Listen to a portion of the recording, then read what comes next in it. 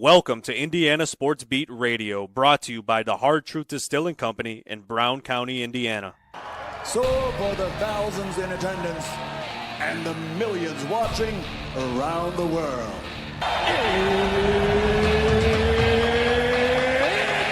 time! 3 on the way. Oh! It went in! It went in! And Indiana wins the ball game! Know your role and shut your mouth, you jabroni! Float game for the win! Ayla's gone. Goodbye, touchdown, Indy! Woo! IU! America! They got a football team now! Pretty simple. I win. Google me. You know that I'm the cream of the crop. Now, from the Hard Truth Studios, here's Jim Coyle. Hello, everybody. Welcome aboard Indiana Sports Beat Radio, coming to you here on this Tuesday. Thank you so much for joining us and going along for the ride. The great Mike DeCourcy with us, and very appreciative of, as always, of Mike. And how are you, sir?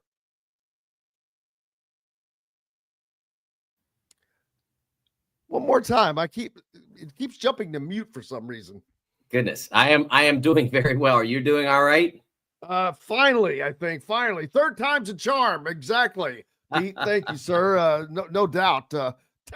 Technical issues today, but hey, we're past all that, man. We'll just keep on rolling. So much to talk about, Mike. Big Ten play opened up last night for the Hoosiers, but it had opened up already for some other teams. And man, have we already had a taste of what this Big Ten season is going to be like, with Purdue at Penn State, with UCLA going to Oregon and getting a win. Man, that it's just going. I keep calling it. It's a meat grinder, and it's nothing short of that. What it's going to be. Indiana beats Minnesota last night. We'll talk about that. The Heisman finalists are announced. Not really a surprise at all, I think, for most people on that. We'll talk about that. And the transfer portal is open. Mike, are you in? No, I'm staying where I am. I am very happy at the Sporting News, Big Ten Network, and Fox, and I'm not transferring anywhere. I'm not going into the revolving door. No. Well, that would be very difficult, since with tied into that many places. Boy, that would be too much change there. But I'm sure they're grateful to have you, as we are. But I've got a story about transferring that I think sometimes I get when you have opportunities that you might not have otherwise.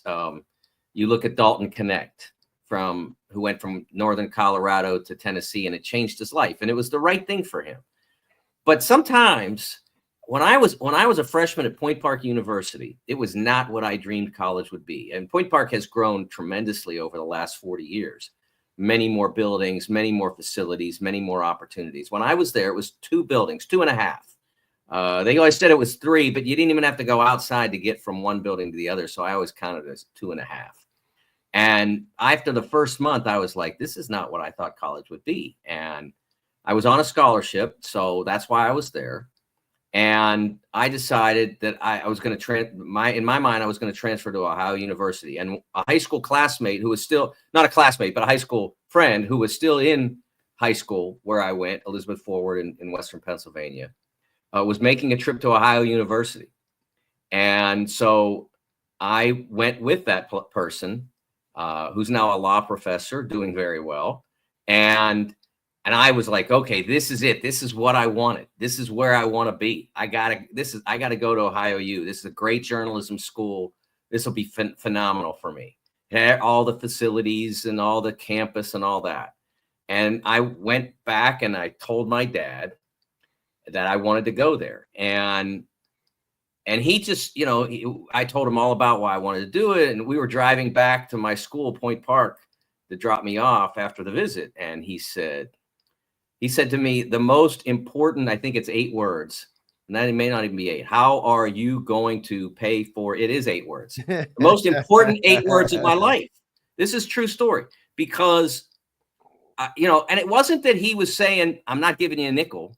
But he was saying, I knew it as soon as he said it. Like, what kind of idiot walks away from free college? That was the, I heard it like translated. It was in my, I knew right away. And that was the last time I ever thought about transferring. And what did I get out of staying? Well, you see where I am now. I mean, I'm not saying I'm like, Pulitzer Prize winner or whatever. Not bad. I have 3 jobs that I wouldn't trade for anything. And the woman to whom I've been married for 41 years, it would never have happened. I mean, I knew her, but what are the odds I'm getting back into her, eyesight, sight line or whatever, if it didn't take me 2.5 years to get her to go out with me? So sometimes the other side isn't always better, even when it seems better. So I'm not saying don't transfer for more money or whatever, but be really sure that that's what you want. Don't always go just because it seems better. Just make the right decision is all I'm saying. Are you saying the grass is not always greener on the other side, Mike? I was trying to say it without saying that. Yeah, but it isn't. It is for some, like I said, for Dalton Connect. What a tremendous opportunity opened up for him by doing that. It worked out beautifully. Jamison Williams a few years ago from Ohio State to Alabama. Ohio State, was he good enough to play for Ohio State? Yeah, but there were 5 guys who were already there who were phenomenal. Chris Olave and Garrett Wilson and Marvin Harrison Jr. was coming in, and there just wasn't enough footballs for everybody. Smith and Jigba out in Seattle now. Emeka Abuka. And it just was so much traffic that he said, I'm going to go somewhere where they got a really good team and nobody like me. And he becomes a Heisman winner. It's so I'm not against transferring. And I realize that for many players, it can make a huge difference financially, but it also can be a big mistake. So don't do what's expedient, do what's smart. And if smart and expedient go together, do it. But don't do one just because somebody says you're going to make an extra 100K or whatever, because a lot of other things could turn out differently. Absolutely. I mean, sometimes looking for the quick or the easy way does not provide either the lessons, or there are so many different things. Like you just said, it's about timing. I tell people all the time, the one thing that really cracks me up are ex-spouses that just, hate each other. It seems like almost for the purpose of the sheer fact that they're their ex-spouse. And I'm like, well, look at your situation now, whatever that is. Generally, they've moved on to something else. I'm like, would you prefer this or that? Well, you wouldn't have this without that. So, right. And it's the same with Indiana basketball fans. Perfect segue. There are people that are pro Mike Woodson, anti Mike Woodson. I don't care which way you are. It doesn't matter to me, but you're welcome to that opinion either way. And I'll talk to you about it either way and give you my thoughts. But it's nothing is going to change. If you think that this is how it was going to be, well, then why are you still complaining? This is what you expected. If you're happy with how it is, then boom, then that's that. So I'm not going to, for the next 4 months, beat that horse over and over and over about that kind of stuff. And I'm like, well, if that is an issue, it'll take care of itself at the end of the season. It's just like, just go ahead and I think that having IU football success has allowed that opportunity to, seriously, it's allowed a lot of people to relax and to have something else to look at and focus on. And I'm not saying that IU basketball is not going to do fine. I'm just saying there's no point in arguing about it, no matter which side you're on, because it's going to reach its own conclusion. Well, I mean, I will say that part of being a sports fan is arguing. I mean, that's, oh, yes. No, I want the argument. Trust me, I'm out of business without Yes, argument. Exactly. So, but about Mike Woodson specifically, he is, first of all, he's not a failure. No, I didn't mean to. No, but there are people who are saying that, who believe that, and they're contending that it was a bad hire or whatever. That's not accurate. It has gotten better.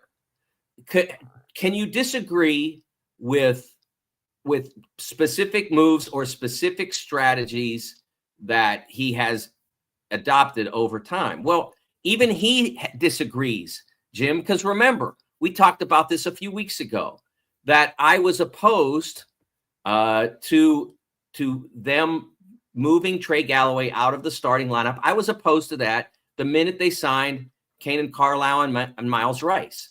Great. 2 new good guards. You needed them.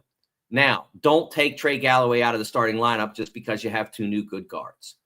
And he did anyway, because he had 2 new good guards. And Trey is not an elite 3-point shooter. He has had moments where he was exceptional. He hasn't had moments where he was just okay and moments where he's a little bit below that. And I'm not talking about one game. I'm talking about big stretches of a season, if not an entire season. But he needs to start. If you're going to have Trey Galloway on your team, he needs to start. And we saw specifically in those first couple games in the Bahamas that not only does he need to start for what we can call, let's call it chemistry reasons, but he needs to start because it doesn't work the other way. And so Mike figured that out. Should he have known going in? Yeah, he should have. But it's part of what happens when you hire a coach to coach college who hasn't been around the college game for 40 years. That's something that he needed to learn or relearn. He probably would have known it when he was in college, but he probably didn't, or he may never have been exposed to it. And now he needs to relearn it because this is probably the first time that's come up.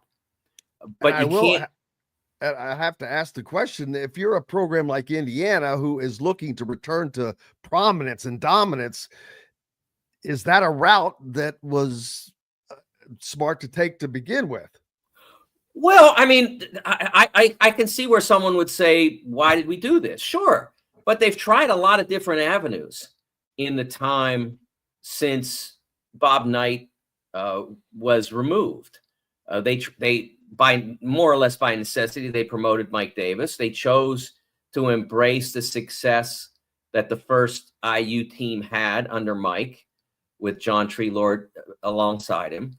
And they chose to try to go that route, and it worked. They kind of didn't have a choice, though, when you go to the national championship game. Well, that was the second year. People. That was the second year. Right. Well, the first year they lost in the first round, so they could have said, nice year, thanks, Mike, but we could have done better with this team. They could have exited on that if they wanted, but they chose to go ahead with Mike. And like I said, I mean, next year they were in the national championship game, and I think part of the strategy was, if we don't do this, we might lose the guy who can take us to the national championship game. He might transfer. So they decided to go that way. It didn't quite work all the way. And then they hired Kelvin, and I think they pulled the ripcord on that way too soon.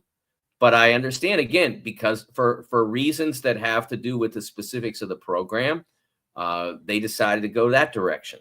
And then they bring in Tom Crean, and it had its moments. I mean, he won 2 Big Ten titles at the time when maybe the Big Ten was as good as a league as it's ever been.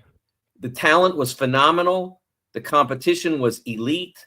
And they did that. And unfortunately, 2013, they didn't go farther than the Sweet 16 with a team that was obviously good enough to win it. Got a tough matchup and didn't execute against Syracuse. And then they try Archie Miller, who had done really well at Dayton and couldn't quite push this boulder over the top of the mountain. So they've tried a lot of different things. So I understand why they decided to go in this direction, bringing home a popular former player with 40 years at the NBA level. And so I understand that. And I'm still not arguing against it, because I'm still not convinced that this team's not going to have a great year. But I only think that it can have a great year if the chemistry is right. And the chemistry was wrong as the season opened. The chemistry was better last night than it's been all year, because they got the starting lineup worked. They got 26 minutes out of Trey, 3 assists. But at the same time, Trey did not play well at all last night. He turned it over too much. But the chemistry of the team worked, and then Kanan Carlisle comes off the bench and has his best game so far. So it worked. Mbako was better. I think the ball needs to flow to Mbako if if you're gonna play the big lineup, then the ball needs to flow in his direction. And what helps make that happen but a two guard who is wired to move the ball? The one thing that you can always say about Trey is that he's always thinking about how to make his teammates better. He did not have his best game last night because of the turnovers, but the ball flowed to the areas where it needed to go in order for the rest of the team to be successful. I agree on Mackenzie Mbako, but and Bryson Tucker is working his way into that same position. He's a freshman, so he's going to continue to probably make some freshman mistakes. But man, his talent, his natural talent, you can't hold it down. He comes in last night off the bench as well. Him and Kanan Carlisle produced 30 points off of the bench. Right. And they were like starter. Well, Kanan Carlisle had been a starter, but it was the myriad of ways that Bryson Tucker was scoring his points as well. It was driving to the basket. It was short range jumpers. It was a little bit longer range jumpers. He never put himself outside of his comfort zone, at least right now, and had a very, very good night. I'm trying to get his entire stats up, pulled up right now, but 16 points, 60% shooting from the field on top of that. 4 of 6 at the free throw line. Not bad, but that could have been better. 6 rebounds. Yes. That's huge. That's huge for him. Huge for Indiana. Even Miles Rice, who did not have a great game statistically, only 2 points, only took 4 shots, hitting 1 of those, but he had 4 assists and 5 rebounds. And, so and only 1 turnover. So he made up for the overabundance of Trey's turnovers by not turning it over almost at all. So it worked. And this is not the best team in the Big Ten, quite clearly, that they were playing. Minnesota is struggling. They lost a lot of talent through the transfer portal last year, and might have been a different team had that not happened. But it's a good way for Indiana to build some confidence toward the remainder of what will be an extremely challenging season. As you mentioned, this is a deep, strong league with lots of ability. There are very few teams. Washington is really struggling right now. I mean, they got run by Southern Cal almost 30 on their home floor on Saturday. We had that game, and they really struggled. So it's going to be a while for them to become competitive. Maybe not, within this season, if they are at all. But they're not.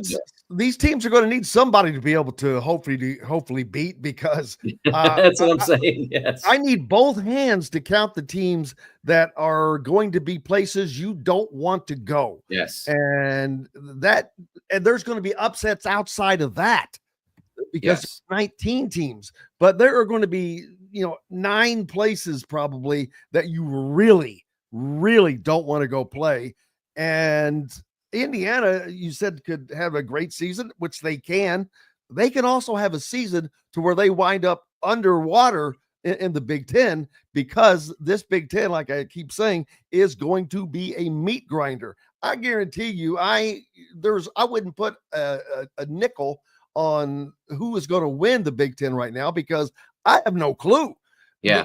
Too many teams that are equal. We were talking about this. I was talking with Robbie Hummel when I was up at Big Ten Network last Saturday. I started my analysis, my studio analysis for the season on Saturday. I'll be there more or less every Saturday. There's a couple or 3 between now and the end of regular season where I won't be in as an analyst on Saturday, but for the most part, I'll be there every Saturday. And so I was in with Robbie, and we were talking about how the dynamic of this season changes, because the Big Ten has always been the best home court league in college basketball because of the attendance, because of the environments. There are very few places in the league that you go where you don't face a full crowd and a boisterous crowd. Very few. And so it's always been hard. But because of the challenge that you have now within the league, the number of significant teams, you have to be wired to protect home court even more fiercely than you were in the past. So, it's Spinal Tap. You turn it up to 10. Well, now it's got to be 11 because you have to win at home because you don't know what you're going to get on the road now. So everybody is going to bring that much more when they're in their own gym. And so for Indiana, I mean, Assembly Hall has to be a fortress, and it's been so for most of its existence. But it has to be for this team to be competitive for the first division in this league. And if you're in the first division in this league, you're going to get a nice NCAA tournament seed. You're going to get, a significant success through, in the seeding process and all of that. So they absolutely need to do what they did last night, no matter who's coming in, whether it's Wisconsin, whether it's Maryland or Purdue. Obviously, it'll be a fortress when Purdue comes in. They're going to play their tails off, and the crowd's going to be at its best. But for everybody that comes in there, it's got to be hard to play because when the Hoosiers go on the road, they're going to face that. When they go to Nebraska, people don't all know how tough a building that can be, but it's really hard. Rutgers, they go to the rack. They're going to face 2 top 5 picks. And I'm sorry, that Rutgers is a home game. I'm misreading the schedule, but they go to some really difficult places. Purdue coming up, the Kohl Center in Wisconsin when we get to February. It's going to be really difficult for them, and they've got to take advantage of whatever home games they get, including that Rutgers game I mentioned. Those 2 guys, they're really talented. You gotta play great offensively. You got to play great because they're going to make buckets, and they don't stop you from many at this point. But if they ever get a clue on defense, and they've got one of the best defensive coaches to get them there, they're going to be really hard to play. Big Ten Player of the Year this year. You want to talk about the most up in the air ever? You could probably use 2 hands to name the potential winners of that award as well. Now, partly that is because the Big Ten has grown, but it's all of this has made everything better. We'll talk more about it. We've got to take a break. I went long there, but because it's the same for football, but all of this change, but yet it's getting better. A lot of people are, I don't like this, I don't like that. Well, you don't have to like it, but look at the product. It's kind of good. Football is ramped up as far as the parity I'm talking about. Mike DeCourcy from the Sporting News with us here on this Tuesday, Indiana Sports Beat Radio. Much more coming up right after this break from the Hard Truth Distilling Company Studios. At Ben Davis Chevrolet and Ben Davis Ford in Auburn, we're your one-stop shop for all of your automotive needs. We have the area's best selection of over 300 vehicles, including new cars, trucks, vans, and SUVs. Plus a huge selection of pre-owned vehicles in stock. And if we don't have what you're looking for, we'll find it for you. We also have top-of-the-line service and parts, plus a collision repair center, and we're competitively priced on everything. For sales, service, collision, parts, and more, we do it all. Come see us today or visit us online at BenDavisChevrolet.com and BenDavisFord.com. Enjoy healthy, delicious meals at home without the hassle with the Fresh Fork. Chef-curated, ready-made meals delivered right to your doorstep. Proudly fueling IU athletes and now available to you with a menu that's always fresh and diverse, from hearty proteins to fresh salads. The Fresh Fork empowers you to make better food choices without compromising. Let the Fresh Fork help transform your lifestyle for a healthier way of living today at thefreshforkonline.com. Use promo code RADIO20 and get $20 off your first order. Country living is just a swing away. It can be hard to find the exact home that fits your family's needs, so there couldn't be a better time to build a new home with Property Shore Construction. Now building exclusively south of Bloomington within the Stonecrest Golf Community. Choose from one of the gorgeous Stonecrest Signature Series house plans. We have several lots available with scenic views of the golf course. Contact Amy Rhoda with Revesco Real Estate for additional information. 812-583-0919 or go to mystonecrestliving.com. Ugly Grouper, located on beautiful Anna Morale in Florida, is the place to be, and not just because they have unforgettable meals, including locally sourced seafood. The Ugly Grouper has your favorite craft beers and cocktails, along with live music every day. The Ugly Grouper is family-friendly, able to host private parties, and has the biggest grouper you've ever seen. The Ugly Grouper is the place to be on Anna Marie Island, Florida. Tell them Indiana Sports Beat sent you. Go to theuglygrouper.com for more information. Located on 325 acres in beautiful Brown County, Indiana, Hard Truth Distilling Company is the biggest and the best craft distillery around. While Hard Truth is already known for producing internationally awarded whiskeys and spirits like Hard Truth's sour mash bourbons, sweet mash, and hard road ryes, as well as their cinnamon vodka and the always popular toasted coconut rum, Hard Truth Distillery offers so much more. With a full-service restaurant, ATV, and distillery tours, as well as live music, you can spend an entire day at Hard Truth Distillery while making your entire family or group happy. And that's the Hard Truth. Hard Truth products are available across Indiana, as well as many other states. So no matter where you shop, if they don't carry your favorite Hard Truth product, tell them you want the truth, the Hard Truth. Hard Truth Distilling Company encourages you to enjoy all of their products responsibly and to never drink and drive. Welcome back, Indiana Sports Beat Radio on this Tuesday, coming to you from the Hard Truth Distilling Company studios, joined by the great Mike DeCourcy from the Sporting News.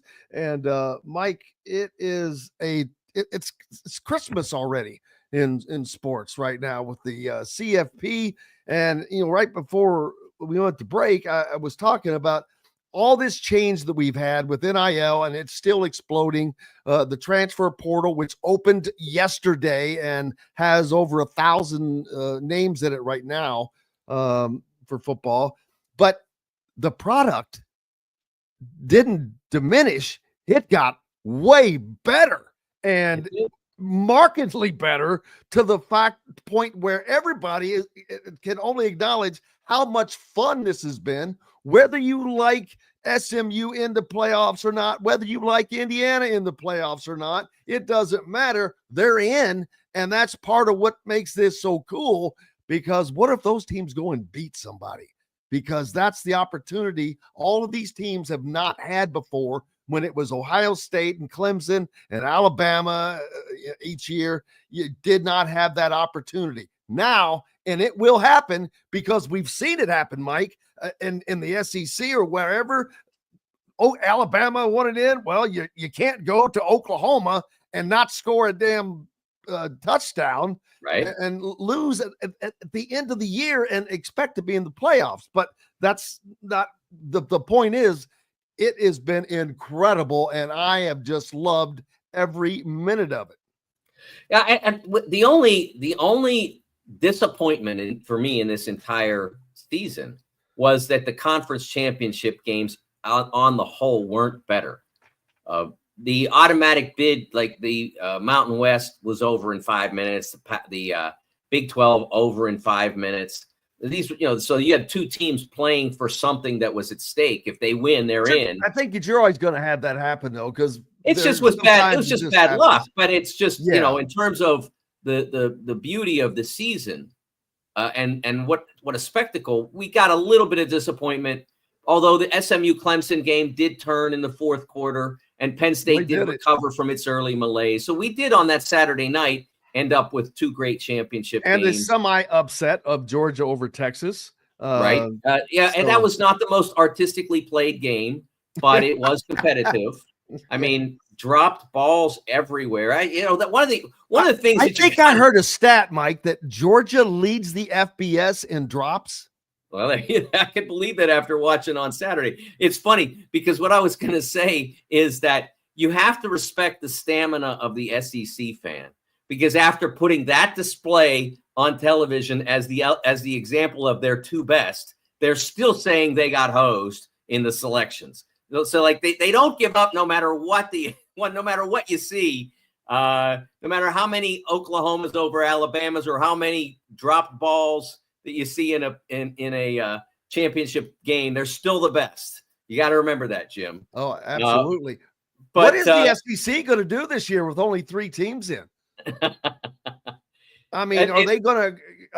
Because now they're all moaning and complaining that, well, we're just not going to schedule any more big games and yada yada yada. Jim, which is the childish. reality. I've got my handy iPhone calculator here, okay? And if you schedule, well, actually that's a hard one. I have to do it with the percentage increase calculator on my computer, but the percentage decrease calculator tells me that if I have 9 games and then the other team has 8 games, that means that they play 11% fewer major conference games than I do. So the Big Ten is already on average playing 11% more high major opponents than the SEC does, because the SEC chooses to play 8 conference games instead of 9. And so them going out and saying we're going to play lesser schedules, well, they're already playing lesser schedules in a sense, because they're playing as few league games as they possibly can and still call themselves a league. And their argument is that the SEC demands that they play a Power 4 opponent, which sometimes that is substantial, but sometimes it's not. And their argument also is that the Big Ten, well, yeah, but their extra game is against whomever the bottom feeder happens to be, which, so they're going to make an argument either way. But it's a false argument, Jim. It's just math. Oh, I know. Because I did the numbers on this, and the Big Ten plays on average about as many high major non-conference games as the SEC does. It may differ by just a smidge. They basically play 1 per team on each side. But then the Big Ten goes and plays an extra high major game in the conference level, and the SEC does not. So they're playing easier schedules already in that sense. Is your league harder? Well, you say it is, but prove it. In bowl games over the last 3 years, I believe they're 13-12 was a stat I saw online. Now, I did not verify that myself, but where's the evidence that you're better? It's not there. Just because Alabama was better 2 years ago, but what about the rest of the league? All I know is Cal, which I saw play Pitt in October. Cal went into Auburn and won, and then went into the ACC and finished, I think, 12th out of 16 teams, maybe 12th. I mean, if it's so hard in that league, why aren't the results there? It's just it's what it is. It's an illusion. And if they really wanted to show they were the best, Jim, they would schedule more non-conference games and more high major non-conference games so that they could show you that they're better. But they don't do that. They play a ton of FCS teams. They play a ton of, what do we call them now? G5 or G4, whatever it is. The numbers change, but they play a ton of Sun Belt and American and Conference USA and all the rest. They're not playing any tougher schedule outside the league than anybody else. It's all performative, what they're doing now. They're trying to make you think that they've been lifting, they've been benching 300 pounds. Everybody else is benching 200, and they're not going to bench 300 anymore. They haven't been. I love that. Indiana Notre Dame is not only garnering probably the most interest of these initial games, the only thing higher than the interest are the ticket prices. And when I say higher, I looked, you could go to all 3 of the other opening round games for less money and probably pay for your hotel than for what they're asking for these Notre Dame tickets. I saw one, which I'm sure is someone just saying, well, what the heck with it? $12,000.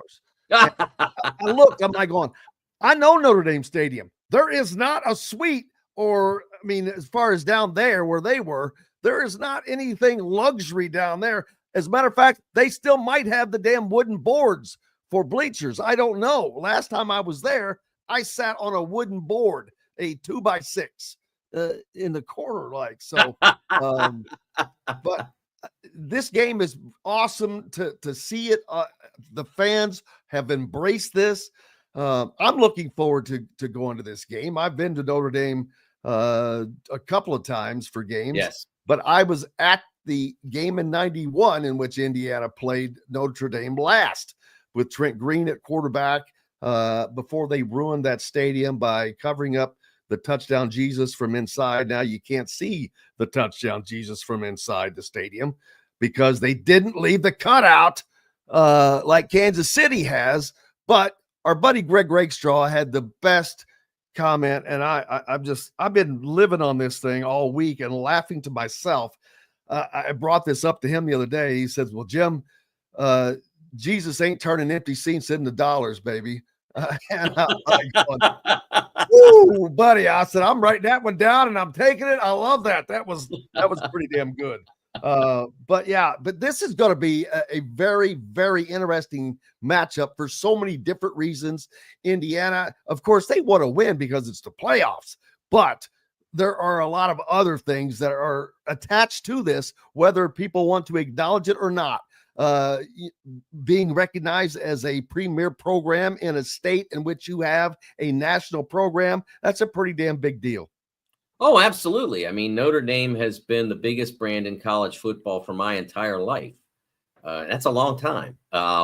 It's a huge opportunity for the Hoosiers to go up there, play in one of the historic stadiums in college football. One of the things that basketball has over football is the number of really memorable arenas. There are fewer of those in football, I think. There are places that you want to say you went, but the experience of being there is that it's been there for so long. There's nothing extraordinary about Notre Dame Stadium other than it's been Notre Dame Stadium for so long, and what has happened on that football field and the people that have run across it. That's what makes it special. And so the opportunity to go and be a part of that and be involved in that, first of all, is enormous for the Hoosiers. And then there's the chance to shut up a lot of people. There's a lot of people that have been yakking about them once they started to notice that Indiana wasn't going to go away, the fact that they started using Indiana as a target. And we just had a comment come up on the screen. What about Notre Dame's schedule? I've been saying this all along, Jim, that Notre Dame's schedule is not difficult at all. They took the worst loss of any team in this playoff by far. I'm not saying they're not really good, because you can't judge a football team by how good their opponents turn out to be. I mean, it's not Indiana's fault. Michigan and Washington, which were the two strongest teams in the country a year ago, were not the two strongest teams in the country this year. But Indiana made sure that they weren't in either case. They had the difficult game at Ohio State, and you look at the final result, and it looks like it was a mismatch. But Jim, if you watch the game, you know that's not the case. They made two extraordinarily bad special teams plays, and that changed the game. And that was really basically the margin of the game. Hey, if you watched Monday Night Football last night, you watched Dallas do as good a job on Cincinnati's amazing offense as anybody did. And then on the what should have been the final Cincinnati possession, encouraged two penalties and then a sack, and they had everything in their hands. And then what happened? Special teams blunder of blunders, and Cincinnati wins the game. So you can't make those mistakes. But if you do, that doesn't mean all of a sudden that Ohio State is so worlds above Indiana as a football team. I think they're better, but they didn't really have to. They didn't have to work as hard to prove it in that game as they might have. And so we'll see on Saturday, or excuse me, 2 Saturdays from now, two Fridays from now, what Indiana is capable of providing in terms of a challenge. But I don't think that Notre Dame is out of reach for the Hoosiers by any stretch. No, and actually it's going to be a very, very good matchup. It should be. On paper it is, because Notre Dame, also one of the third highest scoring offense in the country, right behind the Indiana Hoosiers. But they do it in very different manners. Indiana is more of a passing team, but they have a solid run game to complement that. Notre Dame, more of a run team. Indiana has one of the best run defenses in the country. So it's going to be it should be a fun matchup to watch. I think so. I mean, I think Curtis Rourke has to play really well for Indiana to have a great chance. Derby chimes in with Feinbaum ripping Indiana. They're a convenient target because they've not been there before. That's all it is. Was their schedule daunting? No, but neither was Texas. Texas just happens to be in the SEC, so obviously it's harder. Well, they played Texas A&M, which they beat, and Texas A&M's okay. They're maybe this much better than Michigan right now, Texas A&M, if that. I tell you what, Texas A&M didn't go beat Ohio State in the horseshoe, but Michigan did. So they did that, and then they played Georgia twice. That's a hard game, Jim. You know what their record was in those two Georgia games? It was 0-2. So why is Texas out of the crosshairs there? Why is Texas? And not only that, Feinbaum and people like that, they're not going after Notre Dame, partly because Notre Dame beat Texas A&M, an SEC school. So, oh my God, they're hands off for them. But and that's the only reason possible, because I'm sorry, but Navy and Army had nice seasons, but they were not in this echelon. So Notre Dame beat no one. They beat USC, but they didn't beat them. That game was in question still to the end. So, they had a successful season. I'm not saying they may go out and win this thing, Jim. They may. They just don't. I don't think they deserve to be as high as they are. That's it. I'm not saying they don't deserve to be in the top 12. That is absolutely a product of a attractive record combined with an unassailable brand. That's it. Their achievement, and again, this is where I talked. I did a column last week, and you can find it on sportingnews.com.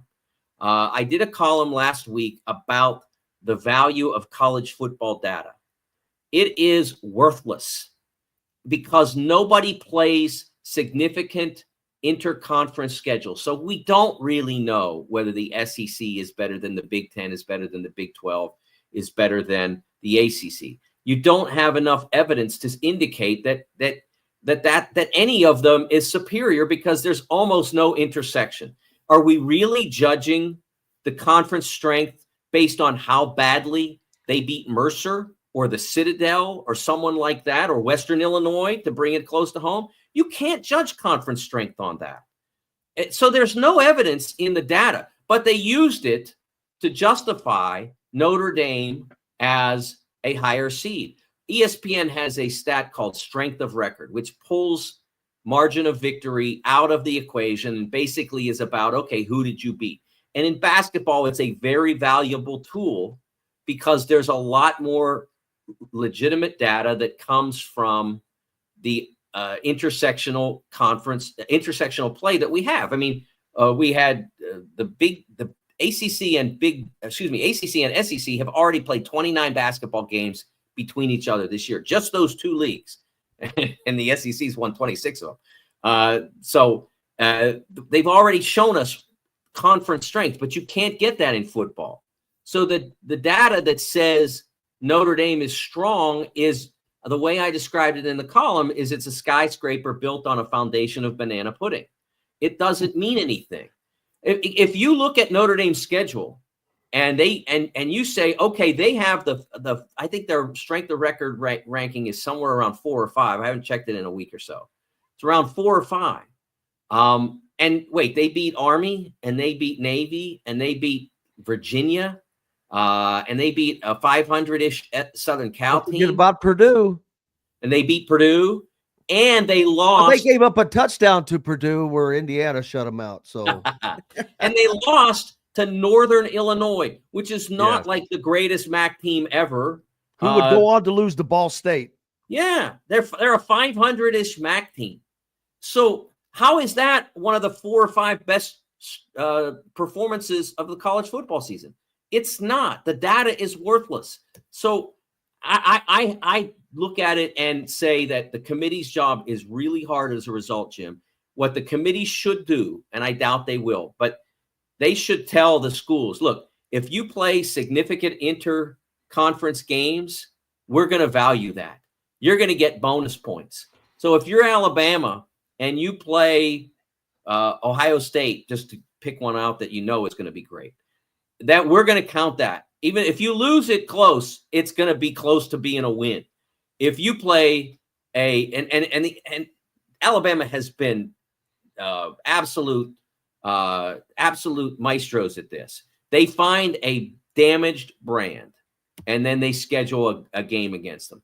Florida State, they love playing Florida State.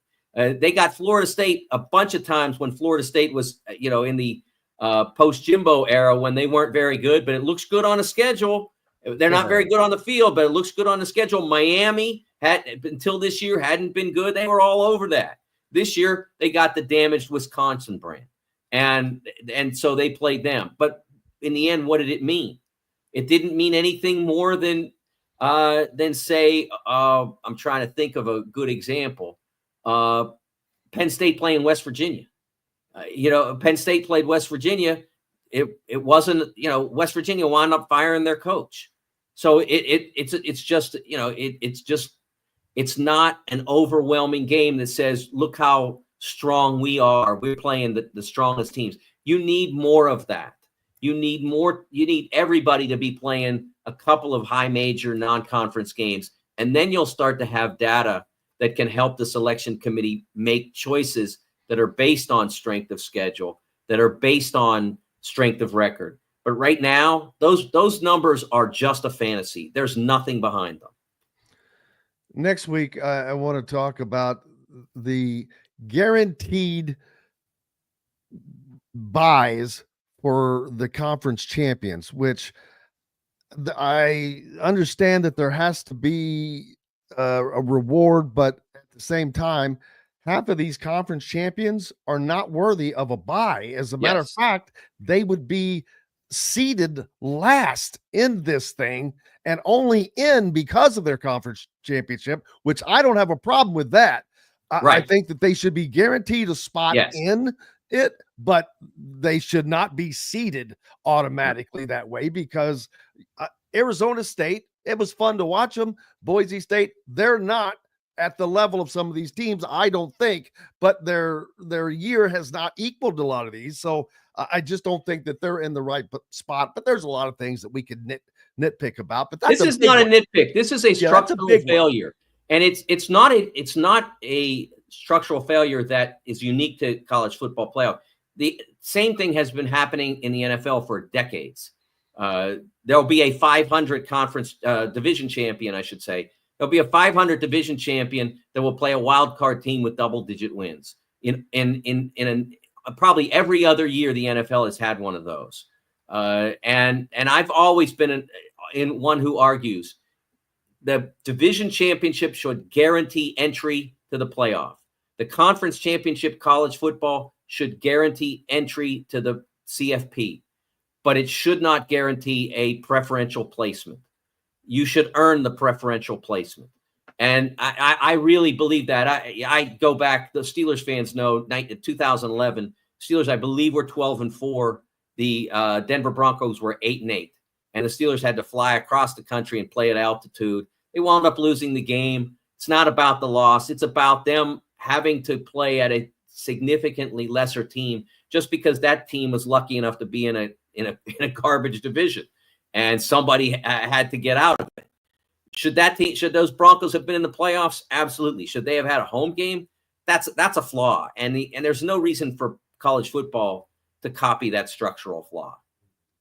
I agree, 1,000%. Look forward to it, brother. Make sure you give Mike a follow at the Sporting News and keep up with all of the great national content he puts out and his duties with Fox and BTN as basketball season is upon us, man. You'll be seeing his lovely face even more often than you do here on Indiana Sports Beat Radio soon. Mike, thank you, sir. Thanks, Jim. Appreciate you, brother. We will see him more. We've got more coming up here from the Hard Truth Distilling Company studios. Back with it right after this.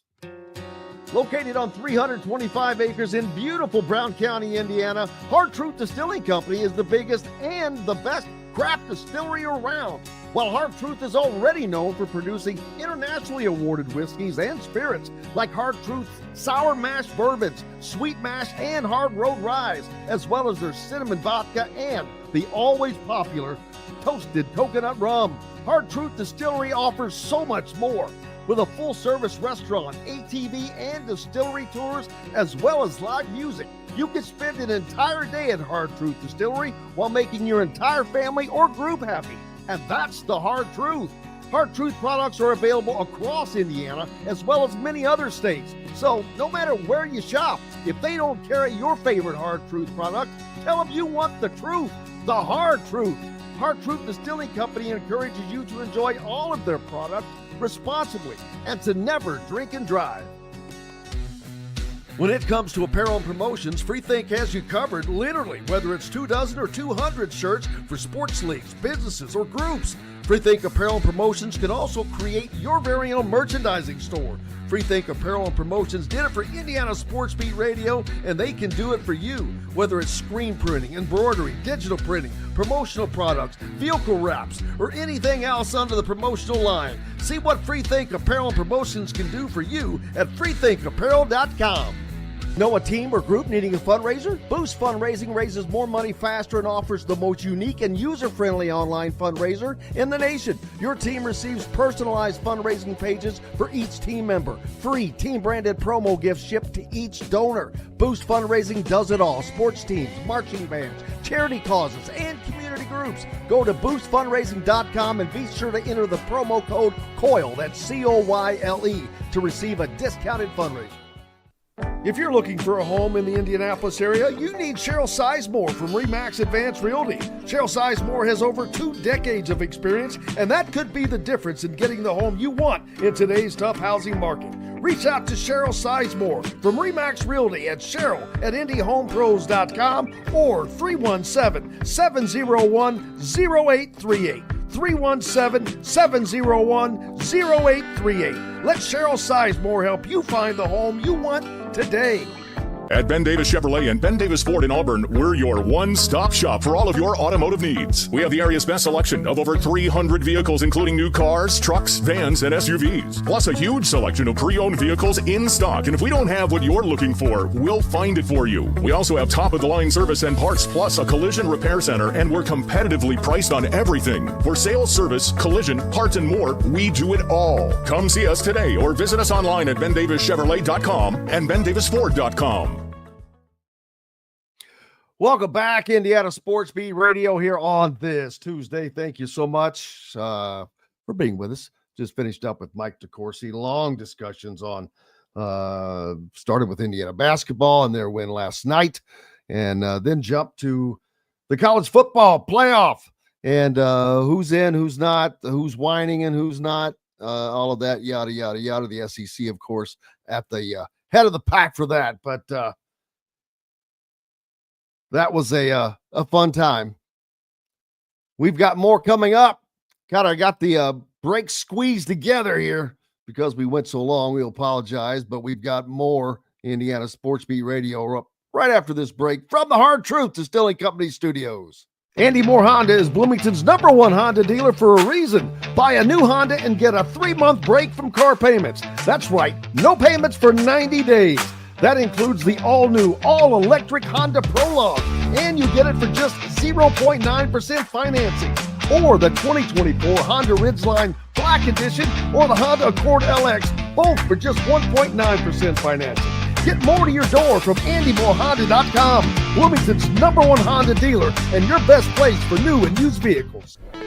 Hoosier Hanks East, located on College Ball Road in front of Kroger in Bloomington, is everything you could want. Great food like their custom pizzas, wings, wraps, unbeatable daily drink specials, live music on Fridays, and Hoosier Hanks East is home to Inside Indiana Football and Inside Indiana Basketball coaches shows hosted by Don Fisher. Be on the lookout for Hoosier Hanks ticket giveaways to Indiana and Colts games on social media. Stop by and meet Hoosier Hank at Hoosier Hanks East on College Ball Road in Bloomington.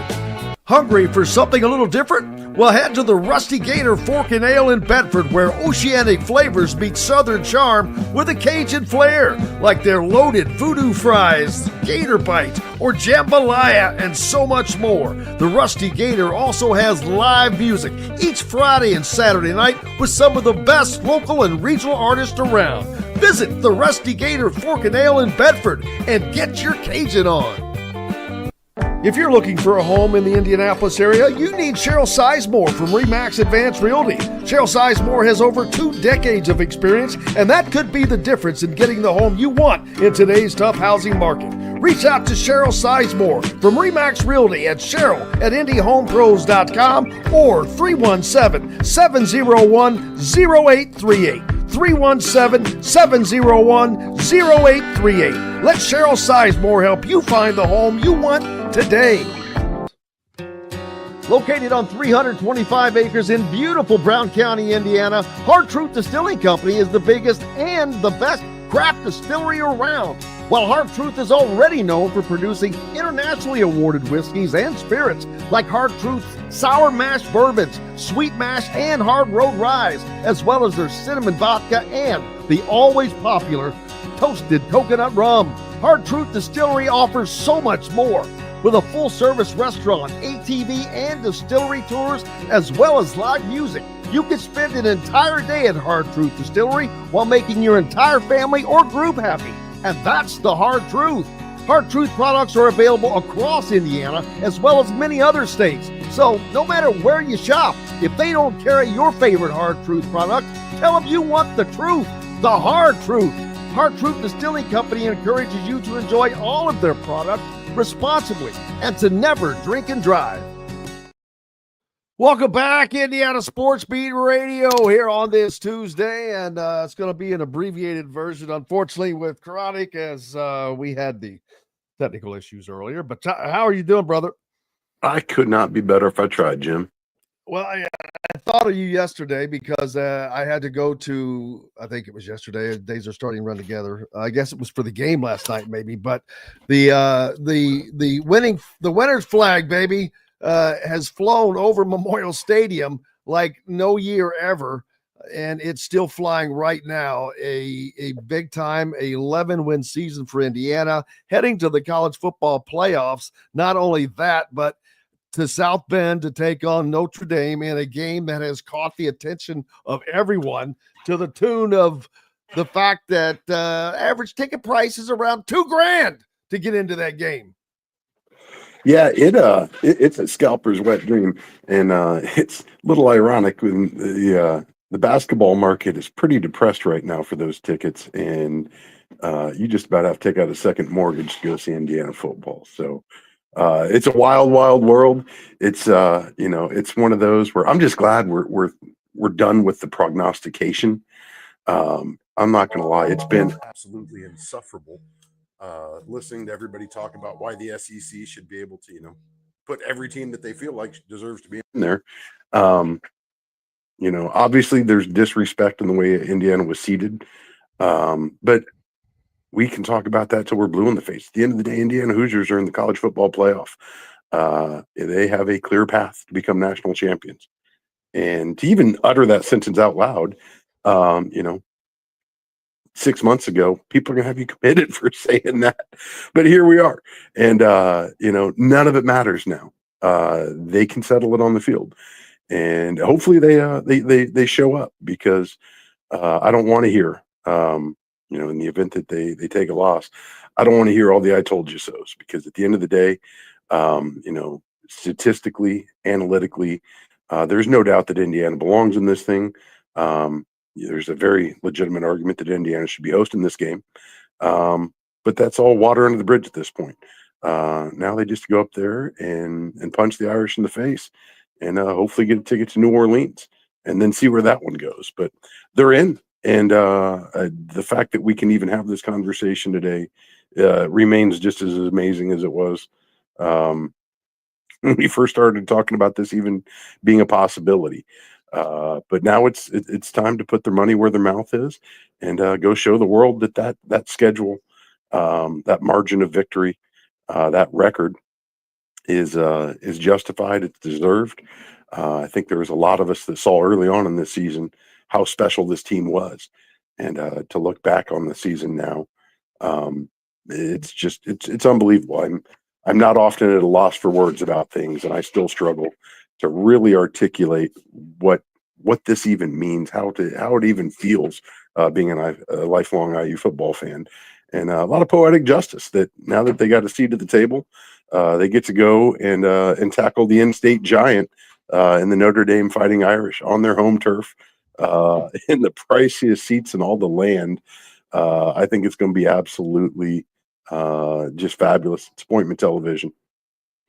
Oh, absolutely. Ray Dennis. I don't know if he even listens to the show, but I saw a tweet that he posted yesterday. He made, and I wish to gosh I would have listened to my own advice. I probably would be having this conversation from my yacht right now. But he placed a bet in August of $110 covering the VIG for Indiana to make the college football playoffs, Chronic. What'd that pay? $10,560. Hell yeah, brother. That's awesome. I mean, that's awesome. Are you serious? I mean, that's huge. I mean, that's a hit, man. Hey, everybody, every year somebody's going to buy that ticket. And, people do it in jest. They do it mainly. It's almost like it's a meme. But, this is the beauty of the new format, because we don't have to debate whether or not Bama deserves to be in, whatever, should Indiana have been excluded. In a 14 playoff like we previously had, there's no way the Hoosiers are getting the call. I don't care who they beat. I don't care what the record is. We know the bias is so evident at this point. That being said, though, they opened the door, and Kurt Signetti and his squad kicked it in. And now it's time to cash that check, just like that betting slip.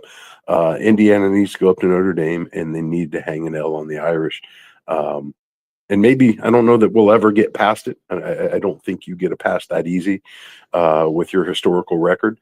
It's unfortunate this team has to pay for the sins of the past, but that's what it is.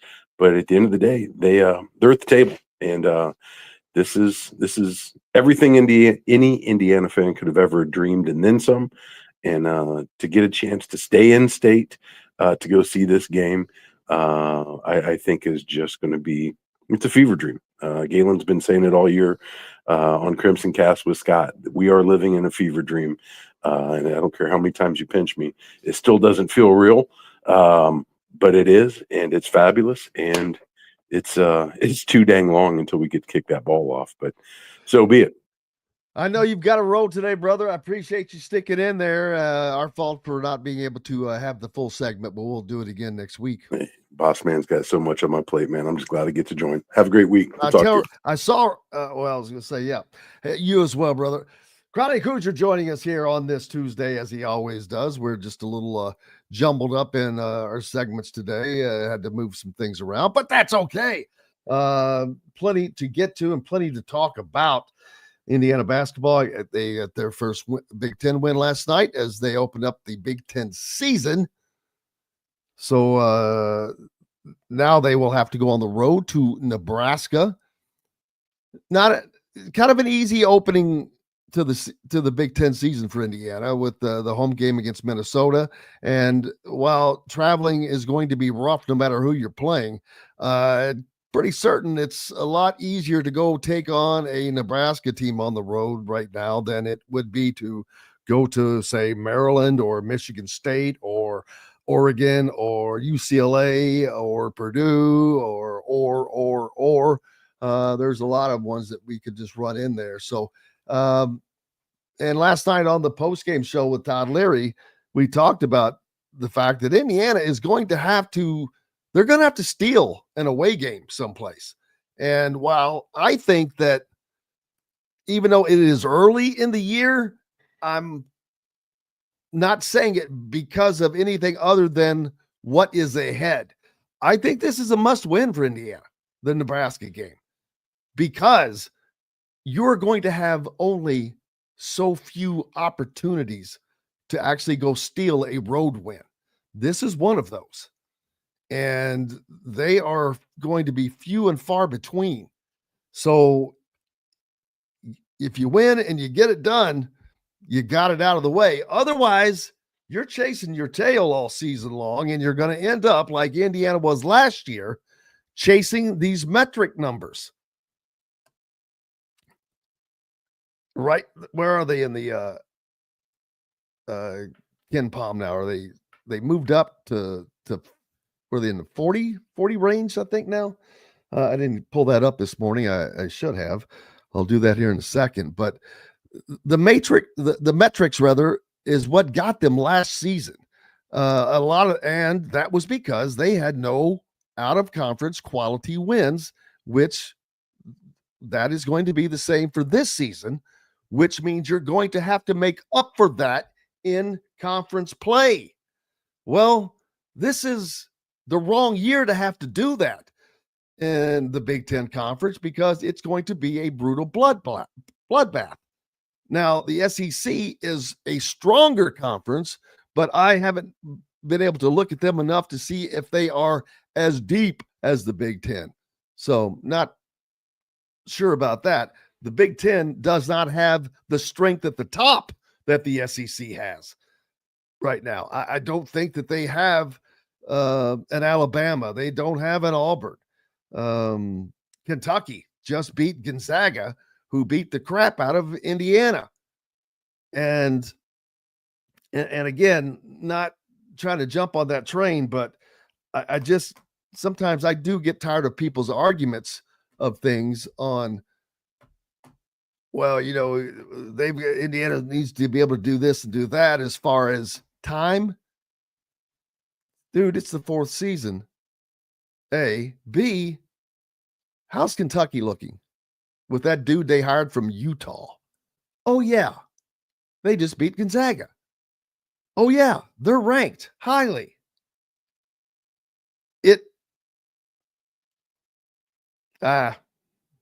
Just gotta, you know, that reminded, I still wish I had that video pulled up of a few years ago, the national championship game in which Alabama was playing, and I can never remember the lineman's name, but someone asked him, the question was, have you played against Kyler Murray? And what do you think you're going to have to do with him, or something like that? And he just responded, I have not played against Kyler Murray, but I don't think Kyler Murray is, I'm good. It was as if Nick Saban, and I say this every time, had reached down from the heavens and grabbed that dude by the throat and said, shut up. Just one of my favorites quotes of all time. But yeah, we've got lots more coming up here on Indiana Sports Beat Radio. Travis Miller will join us. We're going to talk about Big Ten basketball, as this season is going to be tough. You just saw UCLA go up to Oregon, who was undefeated, and get a win there in a place. Well, again, as I said, I'm not going to beat the same dead horse for the next 4 months. I've been down that road before. And so there's no point to it. Let's take a quick break. When we come back, Travis Miller will join us, and we'll talk more Big Ten basketball as the season is underway. And it's going to be another fun year. I mean, it's going to be another fun season following what football was like. I really believe that. We're back with more Indiana Sports Beat Radio right after these messages. Located on 325 acres in beautiful Brown County, Indiana, Hard Truth Distilling Company is the biggest and the best craft distillery around. While Hard Truth is already known for producing internationally awarded whiskeys and spirits like Hard Truth Sour Mash Bourbons, Sweet Mash, and Hard Road Ryes, as well as their cinnamon vodka and the always popular Toasted Coconut Rum. Hard Truth Distillery offers so much more. With a full-service restaurant, ATV, and distillery tours, as well as live music, you can spend an entire day at Hard Truth Distillery while making your entire family or group happy. And that's the Hard Truth. Hard Truth products are available across Indiana, as well as many other states. So no matter where you shop, if they don't carry your favorite Hard Truth product, tell them you want the truth, the Hard Truth. Hard Truth Distilling Company encourages you to enjoy all of their products responsibly and to never drink and drive. Country living is just a swing away. It can be hard to find the exact home that fits your family's needs, so there couldn't be a better time to build a new home with Property Shore Construction. Now building exclusively south of Bloomington within the Stonecrest Golf community. Choose from one of the gorgeous Stonecrest Signature Series house plans. We have several lots available with scenic views of the golf course. Contact Amy Rhoda with Revesco Real Estate for additional information. 812-583-0919 or go to mystonecrestliving.com. Hoosier Hanks East, located on College Ball Road in front of Kroger in Bloomington, is everything you could want. Great food like their custom pizzas, wings, wraps, unbeatable daily drink specials, live music on Fridays, and Hoosier Hanks East is home to Inside Indiana Football and Inside Indiana Basketball coaches shows hosted by Don Fisher. Be on the lookout for Hoosier Hanks ticket giveaways to Indiana and Colts games on social media. Stop by and meet Hoosier Hank at Hoosier Hanks East on College Ball Road in Bloomington. Whether it's a night out with the family, after work with colleagues, or catching the game with friends, Bubba's 33 is the place for you. Bubba's 33 offers a mouthwatering menu of selections that are all made from scratch every day. The portions are big, but the prices are small. And with over 50 big screen TVs, you'll never miss the big game. Bubba's 33, pizza, burgers, beer. Ugly Grouper, located on beautiful Anna Marie Island, Florida, is the place to be, and not just because they have unforgettable meals, including locally sourced seafood. The Ugly Grouper has your favorite craft beers and cocktails, along with live music every day. The Ugly Grouper is family-friendly, able to host private parties, and has the biggest grouper you've ever seen. The Ugly Grouper is the place to be on Anna Marie Island, Florida. Tell them Indiana Sports Beat sent you. Go to theuglygrouper.com for more information. Welcome back, Indiana Sports Beat Radio, here on this Tuesday, and joined now by our friend Travis Miller from Boiler Upload. And Travis, the Big Ten, as I've been thinking, is going to be an absolute bloodbath. Purdue already got a little taste of it at Penn State, and then had a battle at home, but that's just how it's going to be everywhere. Oregon was undefeated, and that UCLA paid a visit. Yeah, they're not undefeated anymore. Indiana got a win last night over Minnesota that looked and now they've got to go on the road to Nebraska, which normally would not sound that daunting because they don't have Tominaga and they're not what they have been. But right now, everybody just seems to be playing a level up as a black cat walks across your path. That counts for you, not me. I got two of them if you want me to get the other one over here. Nope. That they're not in my path. So I don't have that bad luck that's coming there. But it's going to be fun. I have no clue who is going to win the Big Ten Conference. If you made me bet on one team, it would be a crapshoot because there are too many that have a chance to end up being the champion this year. And I think what you saw with Purdue's trip to Penn State is what can happen to anybody. I commented last week that there's always a ranked team that falls asleep in the Bryce Jordan Mausoleum and gets upset in front of the fan. And, that combined with Purdue's penchant for losing that December road game in Big Ten play, early road game in Big Ten play, it was Purdue this year. 24 turnovers. They missed a bunch of open shots. They fell behind early and just could not get back in it. Yeah, the final margin was 11 points, but this was a 20, 25 point game for most of the game. And quite honestly, it was one of the worst games Purdue has played in years. I honestly, at least from watching it, I thought they were playing worse than they did against Fairleigh Dickinson and St. Peter's, mostly because they weren't even able to keep it close. But, that's just what you're going to have this year. Like you said, it's going to be a rough and tumble Big Ten. Maryland very nearly walked into Mackey Arena and left with a win on Sunday, and I'm glad Purdue was able to get that as a split. But yeah, there's no clear favorite right now. They haven't already been to Maryland, have they? Who, Purdue? Yeah. No. Our two games this year or two were Penn State and Maryland, and then the three teams we play twice are Rutgers, Michigan, and Indiana. Well, and boy, That's going to be a trio of tough places to play at. Dusty May that's another team, Michigan. Dusty May has them in the conversation now. They are going to just get better as the season progresses because that's what Dusty does. And he's got Vladimir with him, who he brought with him from FAU, which we've seen what that does for a coach when you bring your guys. Kurt Signetti used that for football for Indiana as a building block. It's not the only thing, but it's an important element, especially for a new coach. But this season, I don't know who it's going to be. It's just going to be crazy to find out. How many losses do you think the Big Ten champion will have this season? I think you could easily see 5 or 6, honestly, and it wouldn't be a shock to me to see one of those multi-team ties across the top. I know Purdue's kind of run roughshod the last 2 years, winning by multiple games outright, but that ain't going to happen this year. Zach Edey's gone, and you could see that, while Purdue is still a very, very good team, you could see against Penn State that they are still trying to figure out we can't dump it into Edey for an immediate basket that we need right now. And, that's just the nature of the way things are. So I think you're going to have a very tough conference from top to bottom. I'm looking at the AP poll that came out here yesterday, and Purdue has at least one game against 10 of the current top 25 teams. They've already played Marquette and Alabama, and Ole Miss. They still have to play Texas A&M this weekend. They've got Auburn, and then back in the conference, you got Michigan twice, Wisconsin, Michigan State, UCLA. Even in the others receiving votes, you got Penn State, Illinois, Maryland, Indiana.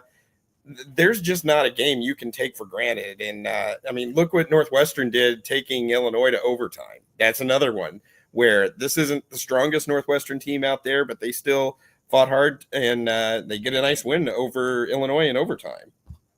Yeah, you know what? And I forgot, you have to fight to stay out of the bottom this year, because if you don't, you're not going to play in the tournament, the conference tournament at the end of the season for the first time ever. Well, that's no great loss. No, I get it, but it just gives some. I don't know if inspiration is the right words, but who that team is going to be. Minnesota, I expect to be one of those teams probably, but I don't know. Northwest, I don't know. I don't know who else is bad, because there are so many teams that are good. And by good, I don't mean great, but good enough to beat you. And that's, like I said, that's 9 deep in the Big Ten, probably at a minimum, which is half the conference.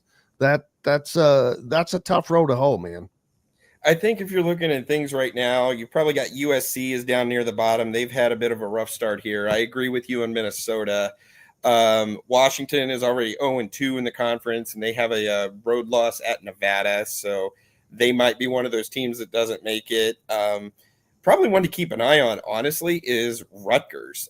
They've lost 3 in a row now, but yes, it's against some really tough competition in Alabama, Texas A&M, and Ohio State. But they lost at Kennesaw State. And this makes me a basketball snob. But I'm like, okay, if you really have multiple first-round draft picks, you don't have an excuse to lose Kennesaw State. I don't care who else is on your team. You don't have an excuse. No, I agree. I understand. I agree with you, but it's going to happen because youth is youth. You can't mimic speed. You can't do this. You can't fix stupid. And I'm not saying that they're stupid. I'm just making a point is when you're young, you make young mistakes, and you have to get past those. And by making those mistakes, learning from those mistakes, and they're going to do that. But if they get better with the talent, as their talent progresses, they're going to be a one of those teams that I don't think that they're going to be a team that is fighting for the Big Ten championship at the end of the year because of their youth. But they're going to be a team that you don't want to play because if they're on, it's like, oh, hell no. And they're going to make life hell on you. So that's one of those teams that I'm talking about that, man, it's just going to be every time you turn around, you're going to get punched in the face this year. So you better toughen up your noggin and be ready for it, because that is how it's going to be. And if a team doesn't come ready to play, they're going to get it handed to them. Oh yeah, absolutely, and that is the hallmark of those Steve Pickiel teams at Rutgers, is they are just a pain in the ass. I mean, they beat Purdue twice when Purdue was ranked number 1 in the country, including they walked into Mackey Arena and did it a couple of years ago. So I'm not going to totally discount them at all, but they kind of remind me a little bit of a Jeff Brom football team where, yeah, they might be able to knock off a top 5 team, but they're just as capable of blowing a game to an Eastern Michigan like he did in the 2018 season. So they're going to be in the fight there. And like you said, there's not an easy game anywhere on the slate. And I think that you also saw that on Sunday with Maryland coming to West Lafayette. I think any other time Maryland pulls that upset, but they had to do it in Mackey Arena. And there's 9 other teams that have to come to Mackey Arena and that makes life difficult for anybody in the Big Ten, really. I don't know if I've ever told you about have I ever told you about my Delaney dozen that I've tracked? No. I called it the Delaney dozen. Does it come with frosting? Maybe, but it's a list of players that throughout their careers, and now you have to upgrade it to 18 Big Ten arenas. But it's a list of players who went through and won in every Big Ten arena. And what makes it so cool is there's so few players on it that are not Purdue players, because Purdue has defended home court so well on there. When Purdue has won or lost so infrequently in Mackey Arena in recent years, that just eliminates most of the conference. In fact, I've got a list here of players who have done it where they've won in all 14 Big Ten arenas. There are 26 players that have done it. Only about 6 are out. Did not play for Purdue, and that, to me, that's pretty impressive. Honestly, I think that's one of those little things that's neat to track. Oh, only if you're being a homer, I guess. But I'm never going to be accused of not being a homer. So, yeah, I try to. There's enough to deal with for me to fall into that sand trap. Plenty. So, where do you think Purdue is going to finish this year? I do not. They're not a team that I see winning the championship this year. Not that I think that they're going to not make the tournament or not be a good team, a team that you don't want to play. I think they are. I just don't think that they have what it will take to win the championship this year. I think they're still going to be a top 4 team. I mean, that's what Matt Painter has done for the last decade. I think he has had, since the league expanded to 14 teams, he has had a team finish in the top 4 and get that double bye to the Big Ten tournament every single year except one. And the one there they didn't keeps getting forgotten because that was the 2020 season where the tournament was canceled at the last minute. So he just goes in, night out. I mean, this is a program you can chalk up 22, 23 wins a season right now. They're just like clockwork. And I think that is a testament to what he's doing. And as I've often said, yes, Purdue is not winning national championships. They just finally broke through to a Final Four. But if you begin the season where the bare minimum expectation is to finish probably in the top 5 or 6 of your conference and make the NCAA tournament, that's a pretty good place to be. And there's 350 Division I teams that would change places with you in a heartbeat. Yeah, and now we've got the transfer portal opening up yesterday. So that, before I jump to that, Purdue has a new football coach. They got their guy out of UNLV, and he has had success there at UNLV, and also had coached in the SEC at Missouri. And so thoughts on your new coach? It's very interesting, and I say that because when he was at Missouri, Purdue had a home and home against Missouri. They won the game in Columbia 35-3 in a game that was Jeff Brom's first season in 2017, and it was one of those shocking upsets. Really, Purdue walked down the field, scored 3 touchdowns in their first 3 possessions, took the crowd out of it, and won 35-3. And so if you're getting that Barry-Odom, then you're not that excited. But then the very next year, he comes to West Lafayette and they win 40-37 on one of those classic all offense, no defense shootout games, won it on a walk-off field goal. So you kind of got a sense of what he can and can't do. He had some success at Mizzou. He had a really good run this year at UNLV. I think he deserves credit for getting them within spitting distance of the playoff, even after his quarterback left the team after 3 games. For wow, that was an odd situation they had. But I mean, what does it mean for next year? It's hard to say. You mentioned the transfer portal, and Purdue has already had a number of guys jump in the transfer portal, and I think there's some really big names he's going to try and get to come back. Number one among them being Dylan Thieneman. But Purdue is going to have to hit the portal really hard at this point to have any sort of chance at success next season. I mean, I don't know. Hudson Card has been quiet about what he wants to do. I believe he can come back with another year of eligibility if he chooses to. He hasn't decided into the portal, but he hasn't said he's staying and using that extra year. So if he doesn't come back, Purdue may be rolling with a true freshman at quarterback, honestly. So it's really up in the air, and I think Purdue is really up against it going into the 2025 season just because the roster is such a mess right now. But if you hit the portal hard, and really you're trying to build off of a roster that was 1-11 this past year. So, how do you value who comes back and who doesn't? So it'll be interesting to see what happens. I don't think they're going to be as bad next season because the schedule is at least a little bit easier, but it's clearly going to be a massive rebuild for Barry Odom, and I don't know how he's going to pull it off. Purdue was the only common opponent between college football playoff programs Indiana and Notre Dame, a very, very similar ending, both scoring 66 points. Notre Dame handed Notre Dame their worst loss ever at the time. Indiana eclipsed that by not allowing the touchdown that Notre Dame allowed.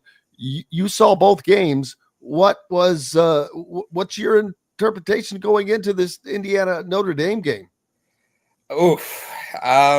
Honestly, I think Purdue played a little bit better against Notre Dame. It was at least slightly competitive for a while, it felt like. But just how poorly Purdue played in that bucket game against Indiana when you only gained 67 yards of offense. I had to go back and look. And when Western Illinois, one of the worst FCS teams out there, came in with, a multi-year losing streak, and they did better against Indiana. They actually scored points. Well, yeah, Indiana had one letdown at the end of this first half against Western Illinois that I guarantee you stuck in Kurt Cignetti's. Well, he forgot about it now, probably, but it was, they score 77 points, but you let that team score.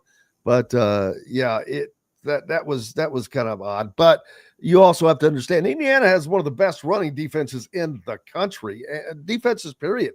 Their secondary is a top 25 as well. But that's going to be the matchup to me is Indiana's run defense against Notre Dame, who is more of a running team.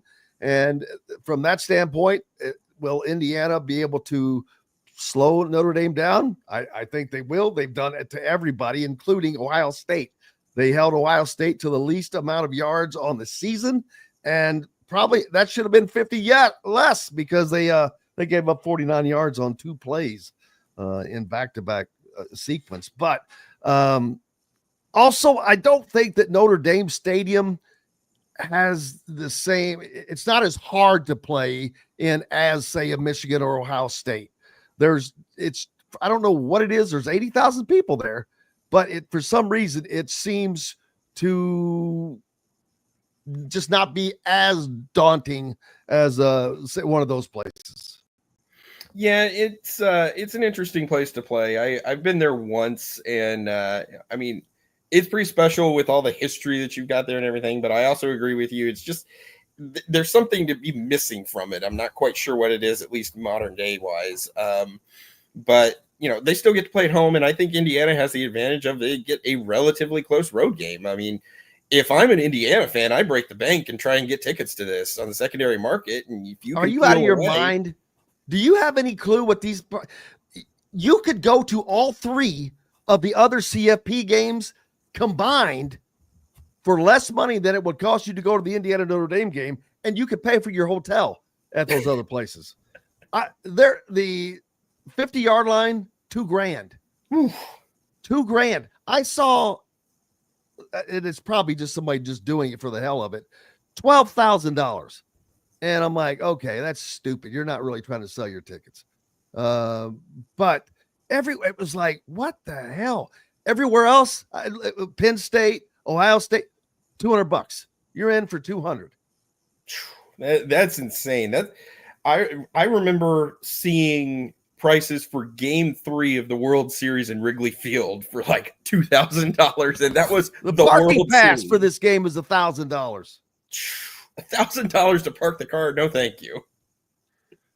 Uber, please. Yeah, exactly. You know what? And I hope to God that media gets parking. At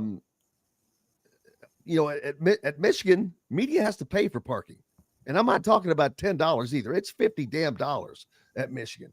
The one time I went up as media, I did get a media pass, but please bear in mind that was 2010, I think it was. So, things could have changed by then. Well, I can only hope not. But it is a fantastic place to watch a game and take in a game. The environment is awesome. It would be nicer.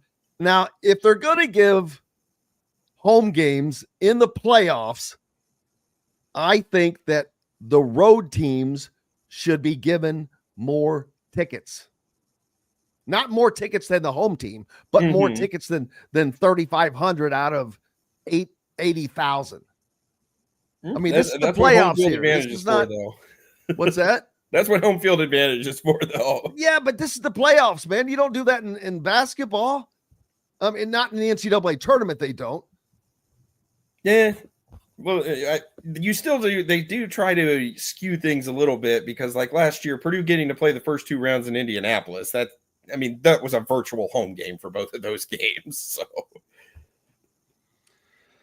well, I'm looking forward to. It's been a while since I've been up there. Last time I was up there, I was just up there as a fan, but it's been a while.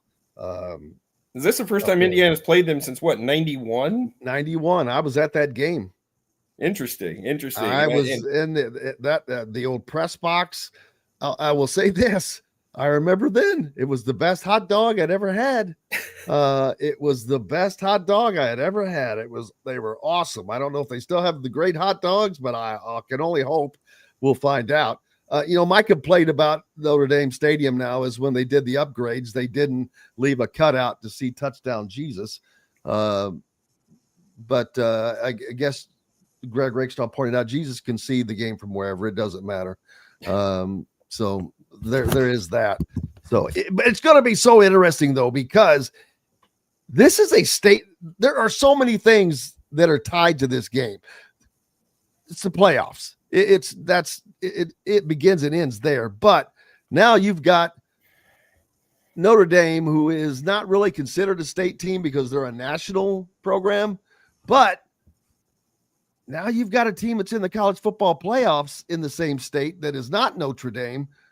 So a little competition for them. And I think it's great for football for the state of Indiana, period. Oh, I think it's wonderful. I was wanting to see this matchup, even as a Purdue fan. I got to admit, when it comes to football, I dislike Notre Dame a lot more than I dislike Indiana football. And I don't fault any Indiana football fan for their enjoyment this season because, man, if you've been an Indiana football fan before this year, a diehard Indiana football fan, my hat is off to you. You have seen some stuff, so you deserve to feel good this year.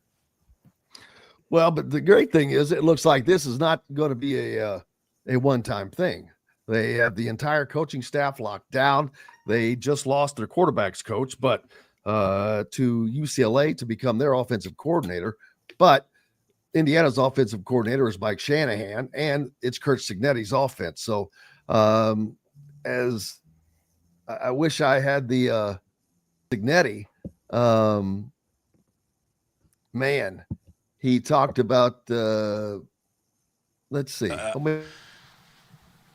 Bryant's done a tremendous job as a coordinator and has every year since he's been the coordinator. I think this is his third full year now as coordinator, I believe. If I'm not mistaken, we're number one against the rush and number two in least amount of yards given up per game. And, I mean, we play with that edge, fast, physical, tough, run to the ball, swarm the ball, pressure the quarterback, just like every defense I've had since really I went to JMU in 19. And that's when that philosophy of being disruptive up front was put in place and a premium put on those front guys and linebackers. Things have been tweaked through the years. We play more zone now than we used to play. But our guys really play in, play out. It's not always perfect. But we play with a nasty edge, and we get a lot of hats to the ball. And, we're going to have to be able to stop the run this week in the next game. Notre Dame's got, an excellent running game, and the quarterback alone has rushed for about 750 yards. So you add that to it, and it'd be quite the challenge. Well, that was not the one I was hoping that he mentioned it in. I knew he was talking about Brian Haynes, the defensive coordinator, to start, but that's why I thought that maybe he would. The one I don't have it labeled, in which he was talking to about Tino, but basically what he said was, they've got all the coaches locked down, but Tino's leaving, and we'll miss him. But at the same time, we had a lot of all conference quarterbacks before Tino came, and we'll have more afterwards, and we'll miss him, but we won't miss a beat. And that's pretty strong words for your head coach, just to say, right, it's like, hey, nice, thank you for your help, but we got stuff to do. But he's coaching for Indiana through the playoffs as well. So, but having that staff locked down is huge. This could be gigantic for Indiana if they could get a win in this game because of recruiting. Oh, absolutely. And you've already built on the greatest season in Indiana football history. So any win here is just gravy on top of it and everything. I mean, is Indiana going to make a run and win the whole thing?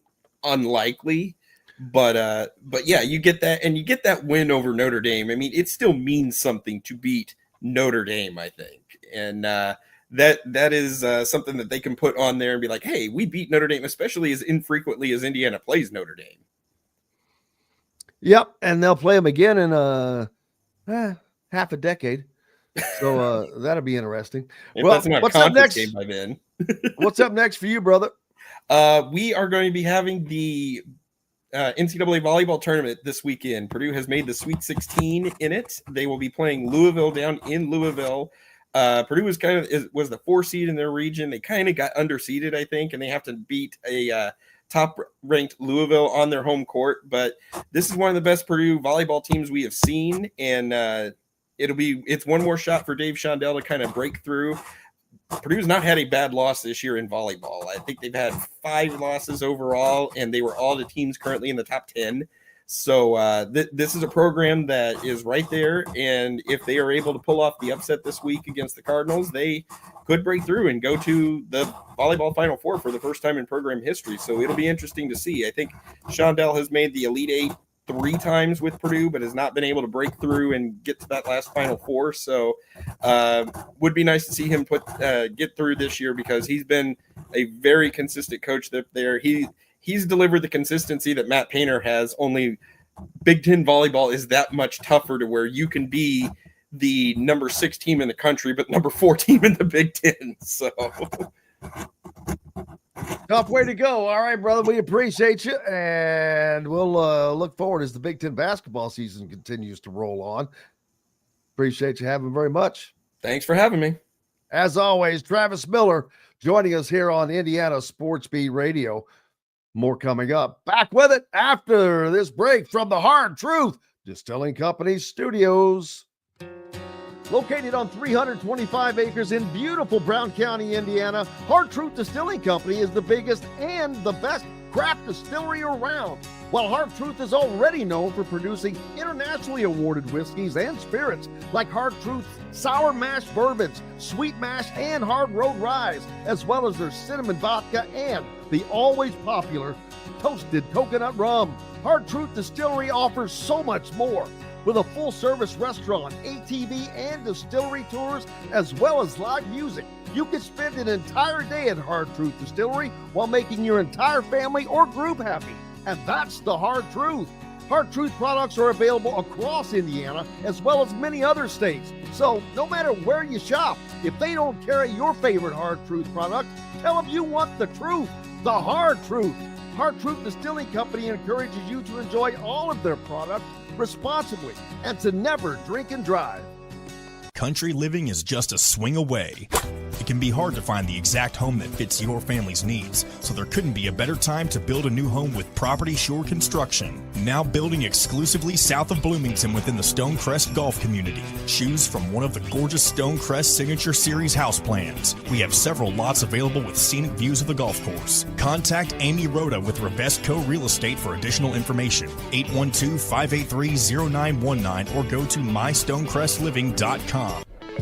Hoosier Hanks East, located on College Ball Road in front of Kroger in Bloomington, is everything you could want. Great food like their custom pizzas, wings, wraps, unbeatable daily drink specials, live music on Fridays, and Hoosier Hanks East is home to Inside Indiana Football and Inside Indiana Basketball coaches shows hosted by Don Fisher. Be on the lookout for Hoosier Hanks ticket giveaways to Indiana and Colts games on social media. Stop by and meet Hoosier Hank at Hoosier Hanks East on College Ball Road in Bloomington. Whether it's a night out with the family, after work with colleagues, or catching the game with friends, Bubba's 33 is the place for you. Bubba's 33 offers a mouthwatering menu of selections that are all made from scratch every day. The portions are big, but the prices are small. And with over 50 big screen TVs, you'll never miss the big game. Bubba's 33, pizza, burgers, beer. Ugly Grouper, located on beautiful Anna Morale in Florida, is the place to be, and not just because they have unforgettable meals, including locally sourced seafood. The Ugly Grouper has your favorite craft beers and cocktails, along with live music every day. The Ugly Grouper is family-friendly, able to host private parties, and has the biggest grouper you've ever seen. The Ugly Grouper is the place to be on Anna Marie Island, Florida. Tell them Indiana Sports Beat sent you. Go to theuglygrouper.com for more information. Welcome back, Indiana Sports Beat Radio, coming to you on this Tuesday. Thank you so very much for being with us. We appreciate you tremendously, as this is going to be a fun 2 weeks coming up with the college football playoffs laid out in front of us, and I can't wait. We've never had to deal with that, but it is always a blast to get to cover the playoffs. Don't talk about it. Playoffs? You kidding me? Playoffs? I just hope we can win a game. Any excuse to play Jim Mora is always a worthy one. Man, who's going to this game? I do know someone that purchased a couple of tickets. I think that they might have purchased them just for resale, but I'm like, yeah, I don't know if you have much margin for profit there. Yeah, this is just going to be one of those games that, especially if the Hoosiers can manage a win, to be able to say that you were there and be telling the truth will be kind of cool, because it's something that doesn't happen very often. And this is huge in sports, because Notre Dame is such a national name, a national brand. Whether or not they've had the success here of late that they are accustomed to, they're still a quote unquote blue blood of football. People will want to have that argument, and you can try to have it all you want. It doesn't matter. That doesn't change. If you're in the royal family, you're royal. That's just how it is. Unless you decide that you want to renounce And I don't think that Notre Dame is going to renounce being a blue blood in football any more than Indiana is going to renounce being a blue blood in basketball. That just puts the responsibility upon those programs, upon those schools to keep it at that level, because you have a responsibility as a blue blood of a sport. And although all the changes in college athletics have made it easier to regain that foothold, as you have seen, Indiana football has taken every advantage that they can to do that. Doesn't always work. But if it doesn't, there will be another opportunity. Indiana is one of those teams that's in a sticky situation. They have a fan base that is just tired of mediocrity. And there's going to be an argument over what's mediocre, what's not mediocre. Well, if you're an Indiana fan, Indiana's level has been above mediocre. You know, they've made it to the tournament, but that's it. I don't see them being a player in the Big Ten this season as far as a legit contender for the championship, my personal opinion. It's not to be negative. It's just after what I've seen from this team right now and the other teams in this conference, and because there are so many of them, it's difficult for everyone, but that does not remove the responsibility that Indiana has to overcome that. Otherwise, what are you doing? If you're not striving to be number one, if you're not striving to win a conference championship, and if you're not striving to win a national championship, then what are you doing? And saying you're striving and showing you're striving are two different things.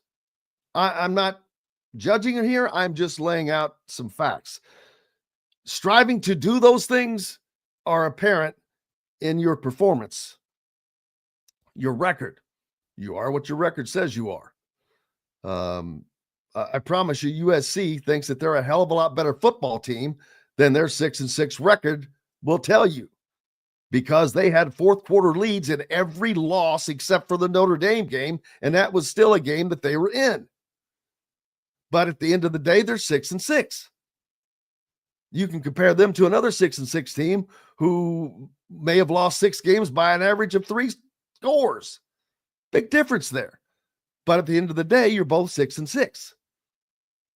So, again, I'm not going to get into the argument of that a lot of the Indiana basketball fans are getting into right now, because it's a pointless argument.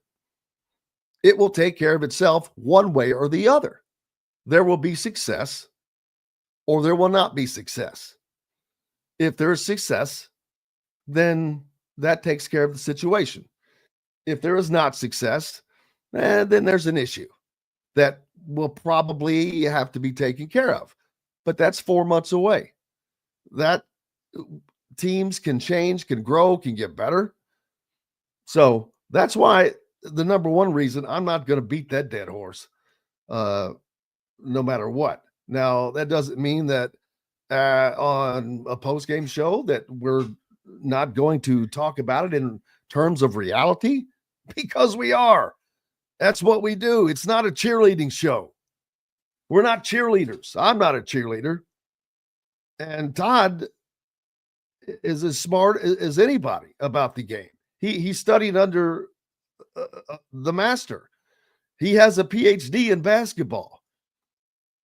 And not only that, he has gone out of his way to be supportive and positive about the program and the staff.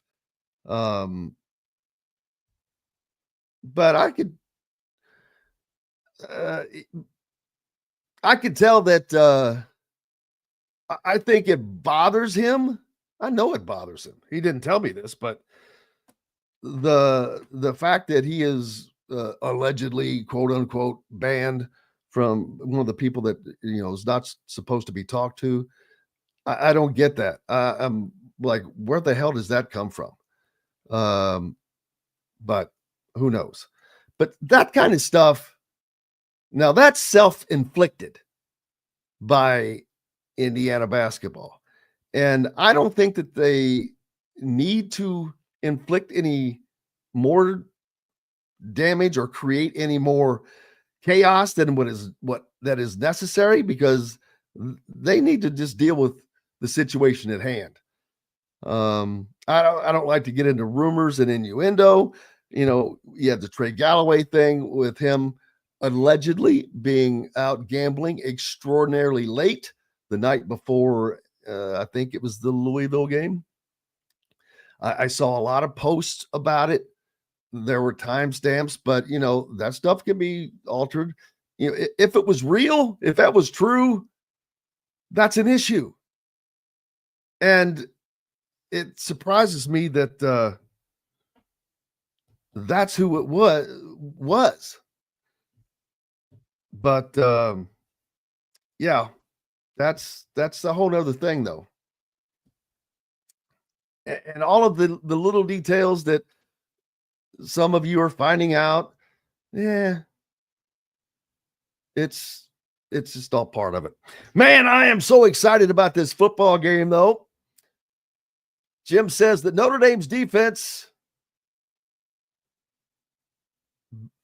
I can't read that one, brother. Notre Dame's defense is better than the Vatican. Sounded like it was going to be a funny one, but it didn't quite land. Five Left says the Indiana basketball team has looked better, and they will continue to build on that. A lot of teams has lost badly early in the season, but that's true, and they are better now. So he thinks that they will get better and be fine, and that is true. They definitely have that opportunity. But what about their performance makes you think that? Because nothing they did last night really sold me on that particular feeling. That was a game Indiana won easily, but it was over a team that was they're going to be one of those bottom three teams in the Big Ten, I believe. Indiana gets 32 points off the bench. 30 of those come from two players. The other 2 points came from Luke Goody. Indiana only played 8 guys last night.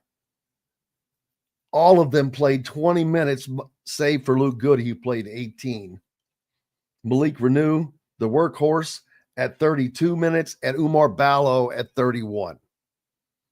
So that's probably going to be what you're going to see. I thought with the last game, there was a little more freer, last 2 games actually, it was a little more freer looking offense. Luke Goody kind of getting out, getting in flow, knocking down 3-point shots. That game last night was not that. So we'll see what happens in Lincoln, Nebraska on Friday. Holy cow. What the hell's with these Monday, Friday games? Redonkulous. Hey, tomorrow, our buddy Dylan Sin, who covers Notre Dame as well as the Hoosiers, will join us. Kyle Nedrip, as the Indiana high school basketball season is getting underway. And, of course, Rick Bozich will join us as well, as we've got a lot of fun stuff to talk about, man, with the college football playoffs coming up. Indiana and Notre Dame. It's huge. Huge. The Big Ten basketball season is underway. We'll have a college football playoff pick'ems bracket for you as well. Pete is already on it. He's the man. We appreciate it. Big thanks to everyone for joining us today. Most importantly, to each and every one of you. Without you, we are no reason for us to be here. But we're grateful for you and look forward to doing it again tomorrow. We didn't really get to talk about the Heisman finalists today. We'll do that tomorrow, as the usual suspects, Travis Hunter, Ashton Genty, Dylan Gabriel, Cam Ward from Miami, Was there a fifth or just four? I can't remember. But Curtis Rourke did not make the trip to New York. But we'll talk more about that tomorrow. Thanks to each and every one of you guys.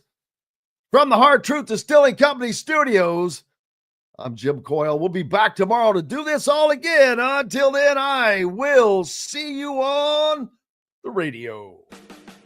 Thanks for listening to Indiana Sports Beat Radio. Be sure to subscribe to our YouTube page for more clips and team coverage of Indiana basketball, football, and more. You can also find full episodes and tons of other content on thehoosier.com. We'll see you next time for another edition of Indiana Sports Beat Radio.